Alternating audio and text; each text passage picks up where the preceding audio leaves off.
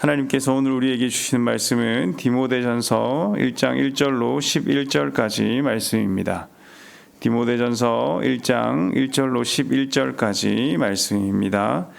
다 찾으셨으면 저와 여러분이 한 절씩 교독하시고 마지막 절은 합독하겠습니다.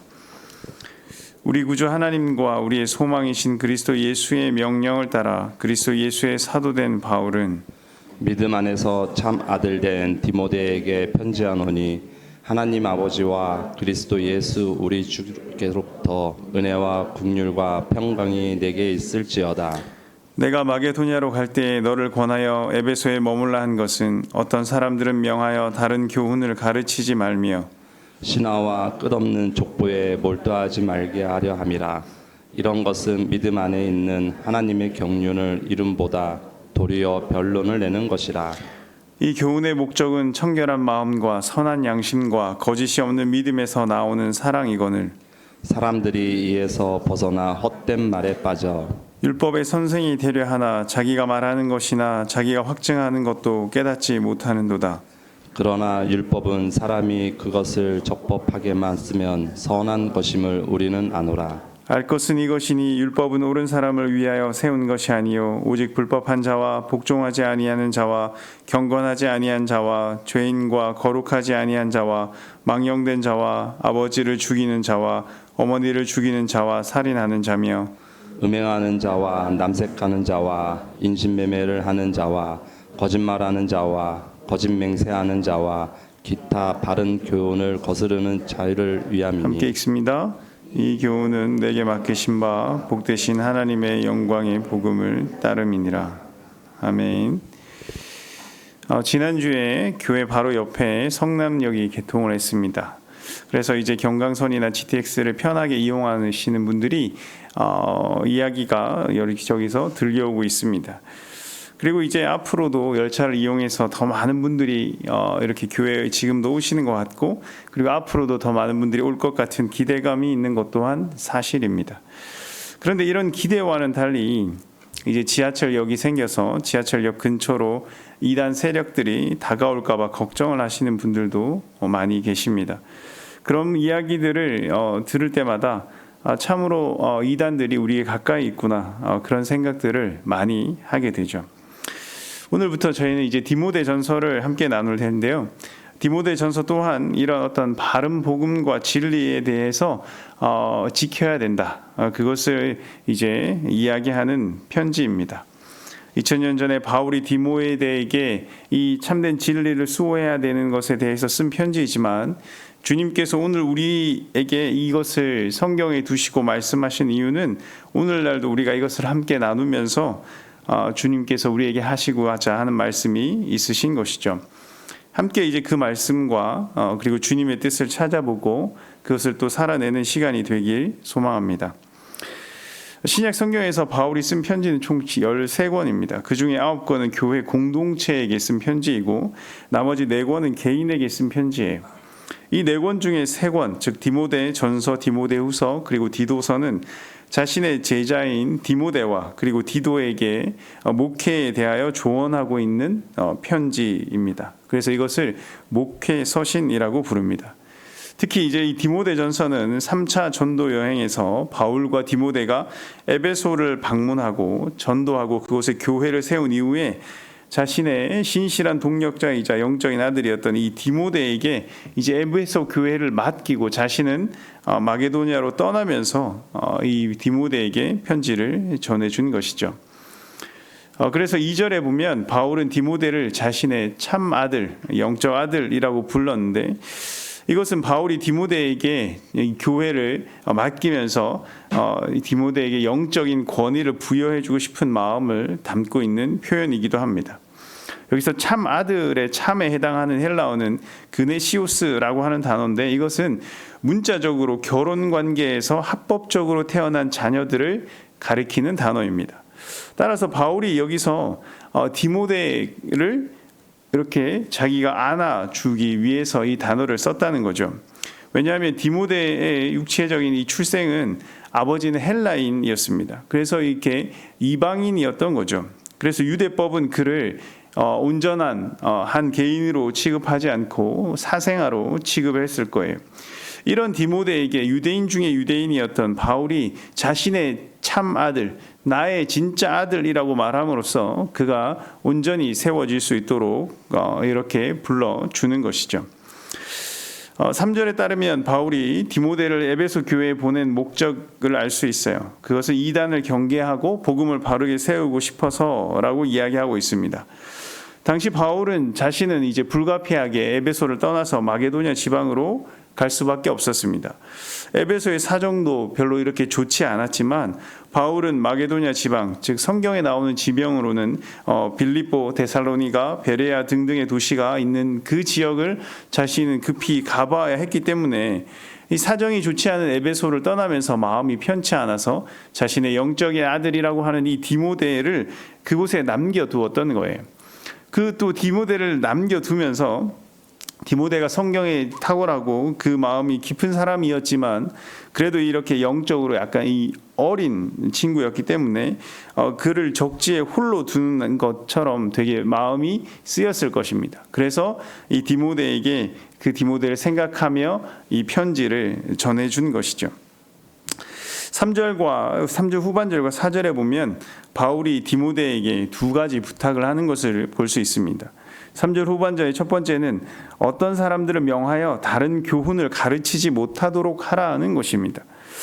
바울은 5년 전쯤에 이 사도행전 20장에서 이 흉악한 이리가 에베소 교회에 들어와서 그리스도의 양떼를 아끼지 아니할 것이다 라고 예언한 적이 있는데 그것이 이제 사실로 드러나는 것이죠. 그래서 이 이단에 대해서 경계를 하고 있는 것입니다. 여기서 말하는 어떤 사람들은 뒤에 이제 나오는 어떤 후메네오 그리고 알렉산더라고 하는 사람들을 연상시키는데 아마 그들을 포함하는 어떤 이단의 무리들을 말하고 있는 것입니다. 그들은 7절에 보면 율법의 선생이 되려 한다라고 말하고 있는데요. 율법이 어떤 우리의 신앙생활을 판단하는 기준이 되고 있습니다. 그래서 율법이 넘으면 이게 우리가 죄를 알 것이다. 그래서 이 율법이 기준이 어디가 되느냐 그리고 율법을 어떻게 해석하느냐 하는 것은 굉장히 중요한 문제가 되는 것이죠. 그래서 이 이단들이 자기들이 잘못된 기준으로 이 율법의 어떤 교사가 되어서 그러한 어떤 기준들을 잘못 세워가려고 했으니 그것을 막아서라라고 이야기를 하는 것입니다. 오늘날 이단들은 그러나 그 당시에 그 사람들은 어떤 마음만 앞섰을 뿐 자신들이 하는 말조차 제대로 알지 못하는 사람들이었다라고 오늘 7절, 8절에서 이야기하고 있습니다. 그러나 이제 오늘날 이단들은 이 시대의 이 사람들과는 굉장히 다릅니다. 이단들이 진화의 진화를 거치고 그리고 대물림 되면서 자신들의 신학을 수정하고 또 수정하고 하면서 굉장히 이제 그러한 기반들은 이론적인 기반들을 탄탄하게 만들어가고 있다는 거죠. 그래서 오늘날 웬만큼 큰 이단들은 자신들의 것을 교육하기 위한 신학 교육 체계도 가졌으면서 그래서 오히려 더 우리가 생각하기에 합리적이고 이해 가능한 선에서는 일반 교회들의 교리들을 넘어서고 있을지도 모른다는 생각이 있습니다. 일반 교회의 교리들은 성경의 말씀에 나와 있지 않은 부분들, 즉 그것에 대해서 어떠한 분명한 해석에 대한 어떤 논란이 있는 부분들은 하나님의 신비에 관한 부분이다라고 이해하고 넘어가야 하는 부분들이 분명히 있습니다. 그런데 이단들은 그렇게 모호한 부분들을 남겨두지 않고 그냥 사람들은 모두 이해하고 납득이 가능하도록 짜 맞추어서 그들의 신학 이론을 만들어 놓았다라고 하는 거죠. 그렇지만 오직 우리들은 성경이 말하지 않는 부분에 있어서는 오직 모른다. 그리고 그것은 하나님의 신비다. 그래서 하나님의 주권 아래 인정하는 부분들이 분명히 필요하기도 합니다. 예를 들면 우리는 하나님의 섭리에 관한 부분들을 인정합니다. 하나님께서 이 세상을 지금 주권적으로 통치하고 다스린다라고 하는 사실을 인정을 하죠. 하지만 그러면서도 주님께서는 우리에게 자유의지를 허락하셨다라고 하는 것도 인정을 합니다. 그럼 우리가 자유의지가 있다면 우리가 자연스럽게 움직인다고 하면 하나님의 절대 주권, 하나님께서 이 세상을 진짜 주권적으로 다스린다라고 하는 것이 가능한 것인가? 어떻게 이 두 가지를 서로 이렇게 맞추어서 이해하려고 하면 이 두 가지가 마치 충돌하는 것과 같은 어떤 그런 느낌을 지울 수가 없죠. 그래서 이것에 대해서 윌리엄 해스커라는 학자들은 이렇게 이야기합니다. 우리에게 요구되는 것은 논리적으로 미해결된 상태를 인지하면서 신학으로 충분히 설명할 수 없는 신비를 겸허히 인정하며 경외하고 살아가는 지혜이다. 이것을 이제 김진혁 교수는 그의 책 질문하는 신학에서 섭리와 자유와의 관계를 이렇게 설명을 하고 있습니다. 섭리와 자유의 문제가 당혹스러운 것은 우리가 인과관계 그 하나로 세상을 파악하던 사고의 습관을 하나님과 인간의 관계에도 적용했기 때문이다. 즉 인간의 삶이 하나님과 이렇게 인과관계로 연결되어 있다라고 하는 생각을 사람들은 버리지 못하고 있기 때문이죠.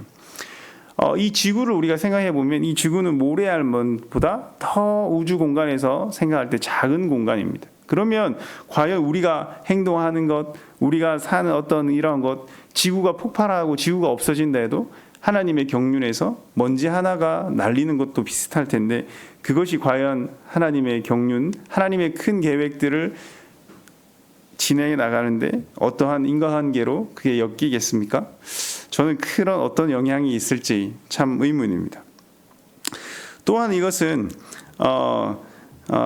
또 다른 어떤 인과적인 어떤 그런 부분뿐만 아니라 어떤 인격적인 존재들 사이의 관계이기 때문에 무조건 인과적으로 이게 적용되지 않는다라고 하는 거죠. 우리가 늦은 밤에 분식집에 가서 있잖아요. 매운 떡볶이를 하나 시키면 그 집 주인은 그냥 우리가 주문한 대로 매운 떡볶이를 줄 것입니다.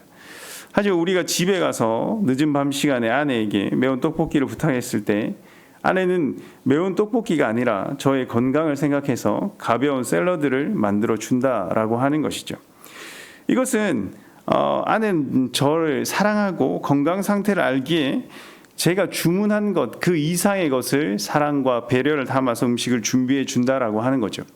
이처럼 어떤 인격적인 관계, 하나님과 저희와의 관계는 저희가 그냥 인과적으로 이것과 다음에 이것이 나오는 어떤 그런 작용으로 설명되지 않는 어떤 그런 사랑의 관계들 또한 있기 때문이다라고 하는 거죠. 그렇기 때문에 이 하나님의 신비에 관한 부분들은 사람이 다 이해할 수 없는 부분들이 분명히 존재하고 우리는 그것을 어떤 구원에 관한 부분 또 여러 가지 우리가 인과에 관한 부분들에 있어서 우리는 이해하고 그것을 수용하고 가야 하는 것들이 있습니다. 하지만 그것에 대해서 우리의 호기심과 우리의 지적인 것들이 왜 그것을 꼭 굳이 다 우리가 합리적으로 이해하고 판단하고 넘어가야만 하는지 정말 우리는 다 알지 못하는 자신의 한계를 인정하지 못하는 것과 같은 사람의 모습을 볼 수 있는 것이죠.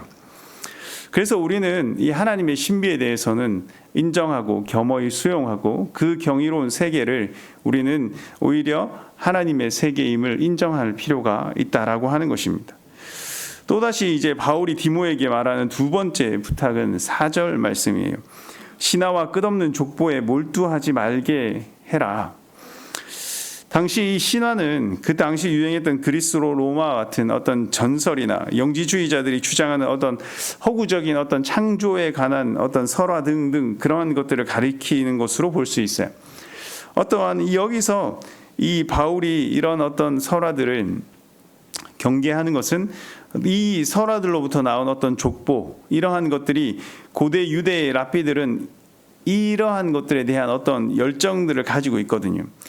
그래서 이러한 것들이 오히려 그 그리스도인들 사회에서 그리스도인들의 복음을 어떤 신앙을 성장하게 만든다기보다 그 당시에 유행하고 있던 어떤 이야기, 그 당시에 어떤 돌아다니고 있었던 어떤 족보 이러한 것들이 그리스도인들의 어떤 복음의 성장보다 그들을 오히려 저해한다라고 하고 있기 때문이죠.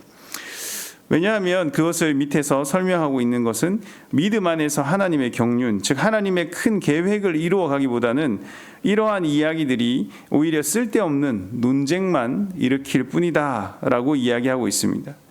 왜냐하면 그들은 하나님의 복음 안에서 우리가 자라가기 위해서 그러한 이야기들을 퍼뜨리는 것이 아니라 그러한 쓸데없는 이야기들을 유언비어들을 퍼뜨림으로 우리를 미혹하여 자신들의 세력을 더 키워가기만을 원하기 때문인 것이죠.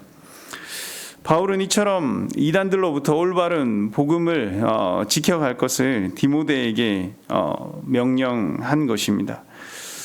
과연 디모데가 우리가 지켜야 하는 올바른 복음은 어떠한 것일까? 그것은 이제 오늘 5절 말씀에 나와 있습니다.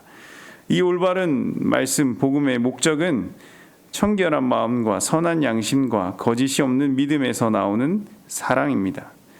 그렇습니다. 우리가 하나님을 바라보고 하나님의 그 선하심을 인정하고 그 주님을 인정하는 어떠한 온전한 믿음 안에서 주 예수 그리스도의 사랑이 우리로부터 흘러나오는 그것이 바로 참된 복음이다라고 말하고 있습니다.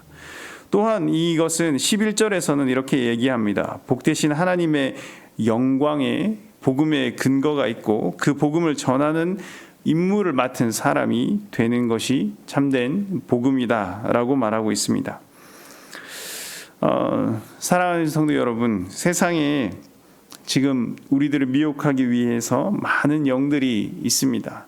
그 영들을 우리가 다 믿지 말고 현혹되지 말고 그들과의 논쟁에 빠져서 그들의 어떠한 실마리를 주지 않고 언제나 주님 안에서 그러한 것들을 옳게 분별하면서 우리가 주님 안에서 기쁘고 복된 주님이 우리에게 주고자 했던 참 진리 그 복음 안에서의 기쁜 삶을 영위하시기를 간절히 소망합니다. 함께 기도하겠습니다. 사랑하는 하나님 아버지, 감사를 드립니다. 주님께서 늘 동행하시며 우리를 지키시고 인도하시고 우리로 주님의 일에 동참하면서 그 나라를 함께 이루어가게 하시니 참으로 감사합니다. 주님께서 제자들을 사랑하시되 끝까지 사랑하시고 또 그들에게 성령을 보내어 주시고 또 우리에게 오늘날 말씀을 남겨주셔서 우리가 그 말씀을 붙잡고 성령과 함께 동행하며 살아가게 하시니 감사합니다.